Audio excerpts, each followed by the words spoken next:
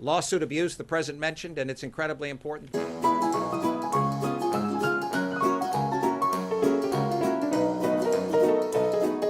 Called me a snake oil salesman, and coming from Rosie, that's pretty low. I'll probably sue Rosie.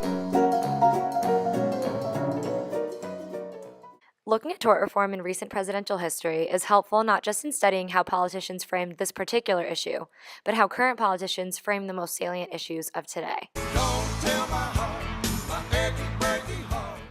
1992 was an epic year for music, fashion, and this guy. Let's start our discussion of tort reform in presidential politics in 1992. Why? In the run-up to the 1992 election, Bush's VP made tort reform his particular project and brought it front and center in election discussion. Bill Clinton does what the trial lawyers of Arkansas have told him to do. In this campaign strategy, Bill Clinton and the trial lawyers become one group, and Republican leaders and regular people, the people Quayle is speaking to, become another. We know that people are far more likely to view another versus themselves as dispositionist. So now that Bill Clinton and the trial lawyers are set up as an outgroup, listeners can more easily imagine these people as maliciously out for their own profit, harming the economy and regular people along the way. Because what we're trying to do is to apply what I call the fairness rule to our legal system.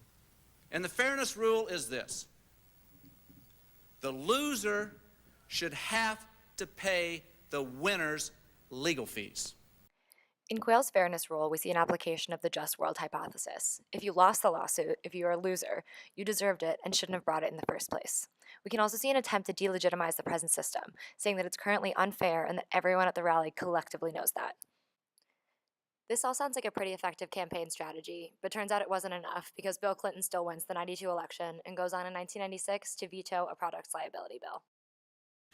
I take this step because I believe this bill tilts against American families and would deprive them of the ability to recover fully when they are injured by a defective product. Bill Clinton's rationale for vetoing this tort reform bill flips the setup we saw earlier in Republican campaigns.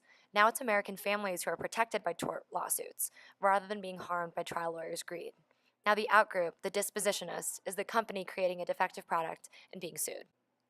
This veto was met with a lot of criticism, which Bill Clinton anticipated, so he even brought in the families of people who had been harmed by defective products as he announced, driving that picture home.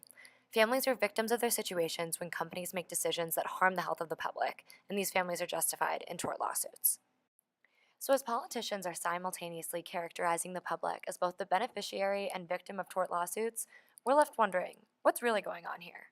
On the one hand, we have the Republicans fighting against frivolous lawsuits that they see as harming the economy and thus the American public. That sounds like a dispositionist actor taking action based on principles and values. On the other, though, they are receiving a lot of financial contributions from companies who are often the defendants in tort lawsuits, so they may just be reacting to political pressure from corporations. Then we have the Democrats, fighting for families being harmed by the negligence of big corporations. But we also know that trial lawyers really are one of Bill Clinton's biggest donors. So is he acting because he wants to, or because of his situational pressures? And finally, we have the American public, in some ways with the power to control their situation through voting, but in others just reacting to the somewhat fabricated situation politicians are placing them in. With a new millennium came a new president.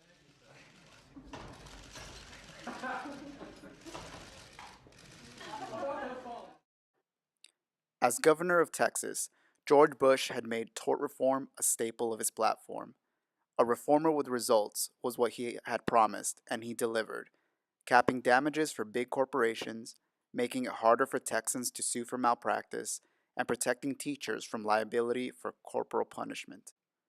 Bush would go on to win the 2000 election and bring his Texan tort-deforming ways to the White House, with the Republican Party pushing the idea of tort law as a random lottery, with the trial lawyers holding the winning ticket. By reforming tort law and blaming the Democrats and their big money funders, the plaintiffs' bar, Bush and Cheney were promoting an in-group, out-group dynamic. They, the trial lawyers, have the winning lottery ticket, and you, the consumer, are paying for their jackpot. Peace up!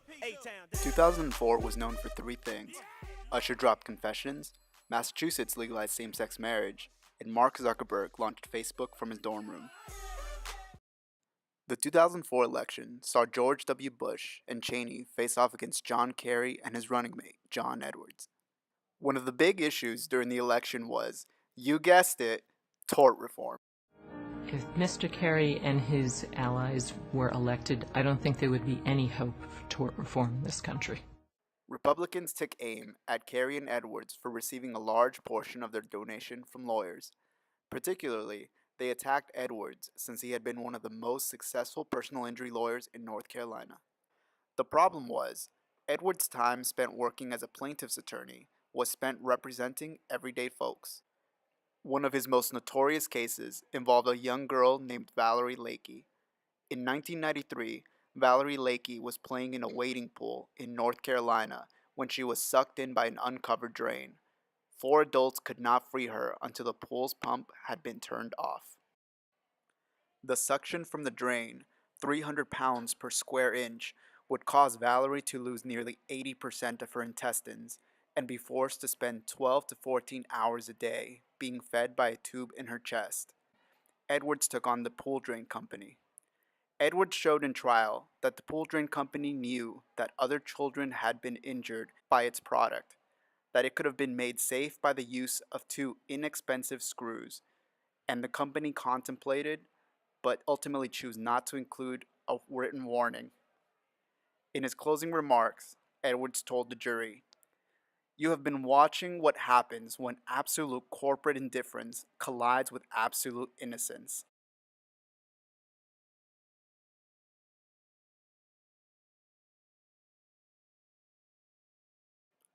When we hear the whole story laid out, that the company knew its product was seriously injuring people and didn't do anything about it, we view the company as more dispositionist, making informed choices and therefore being more blameworthy.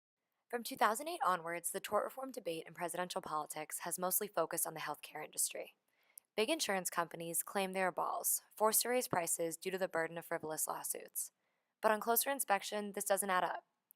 Bob Perry, a multimillionaire advocate of tort reform, has donated millions of dollars to Republicans like Mitt Romney and to groups lobbying for tort reform generally.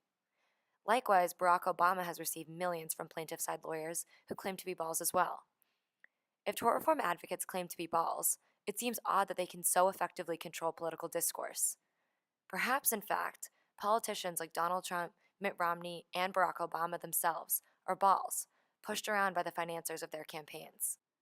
Given our polarized political climate, it's more important now than ever to keep in mind what we've learned from tort reform.